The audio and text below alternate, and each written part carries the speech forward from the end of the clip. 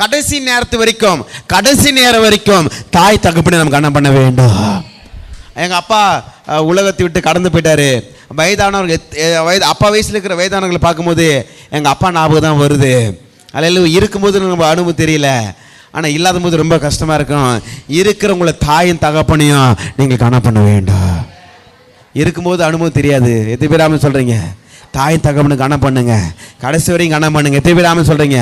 வேதம் சொல்லுகிறது, ஆமென், தாயின் தகப்பனை விட்டு உங்கள் மனைவியோடு இசைந்து இருக்கணும். ஒரு சில நேரத்தில் தனிமையில் மனைவி கணவனோடு இருக்க வேண்டும், ஆனால் தாயின் தகப்பனை நம்ம கனம் பண்ண வேண்டும்.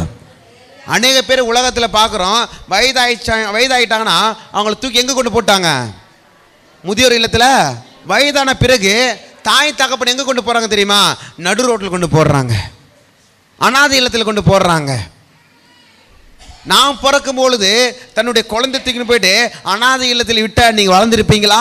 இவ்வளோ ஆளாயிருப்பீங்களா? நீங்கள் ஆளாயிருப்பது, நீங்கள் வளர்ந்திருப்பது, நீங்கள் சுகமாயிருப்பது உங்கள் அம்மா உங்கள் அப்பாவும் ஏதோ ஒரு இடத்துல கண்ணீர் வடித்து உழைப்பை கொடுத்து விழித்திருந்து உங்களை பாதுகாத்து வளர்த்துருக்காங்க. எத்தனை பேர் ஆமென் சொல்கிறீங்க? அந்த தாய் தகப்பனுக்கு கனம் பண்ண வேண்டும், கடைசி வரையும் கனம் பண்ண வேண்டும். எத்தனை பேர் ஆமென் சொல்கிறீங்க?